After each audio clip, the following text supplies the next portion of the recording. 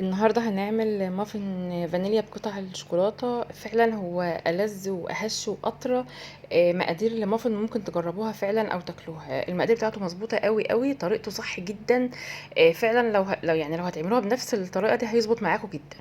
المافن عموما من الحاجات اللي احنا بنحط المقادير كلها على بعض ونضربها كده باي مضرب يدوي، بس دي علشان يعني مافن فانيليا مش شوكولاته. فانا عايزه اللون بتاعه يكون الى حد ما فاتح شويه، فعشان اوصل للون ده لازم اضرب كل حاجه كده مع نفسها الاول هحط بيضتين وعليهم فانيليا ومعلقه خل.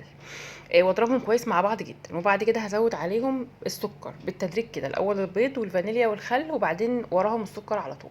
هفضل اضرب كتير لحد ما احس ان السكر شويه داب.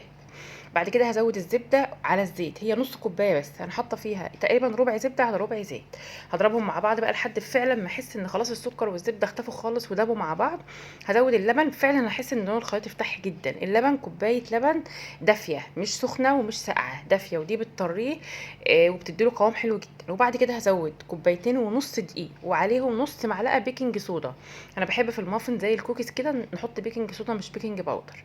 هنقلب المقادير بالمعلقه مع بعض كده، يعني بالمعلقه بس. وبعد كده هزود يعني حبه شوكليت شيبس وحبه قطع شوكولاته. قطع الشوكولاته بتعزز او بتقوي طعم الشوكولاته شويه، عشان هو اصلا فانيليا، والشوكولاته شيبس بتدي كمان شكل حلو.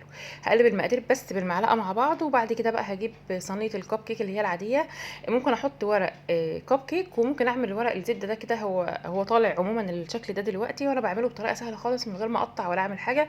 بلفه على صينيه الكب كيك واحط عليه. بمجرد ما ينزل عليه الكب كيك او المافن بيروح ظابط كده. هي تقريبا الاولى دي ما اخدتش بالي انها ما اتصورتش كويس، بس هعمل واحده تانية كمان بشكل عشوائي كده، مربعيه كده من ورق الزبده بشكل عشوائي، وبحطها في صينيه الكب كيك. هي نفسها بتنزل، واي شكل بينزل عليها بياخد شكل الصينيه عادي. يعني بمجرد ما هنزل الكب كيك عليها او المافن هيقوم يروح واخد بقى شكل الصينيه عادي خالص. هكمل الكميه كلها، وبعد كده احط على الوش شوكليت شيبس لو احنا عايزين يعني يبقى فيه طعم شوكولاته زياده شويه. انا دخلتها فرن سخن على درجه حراره 180. قعدت تقريبا تلت ساعه بالكتير، مش اكتر من كده، واخدت اللون ده كمان. انا ما شغلتش الشوايه عليها ولا حاجه. طبعا المافن طالع طري جميل جدا، طريقته مظبوطه قوي. عايزاكم تجربوها وتقولوا رايكم فيها ايه.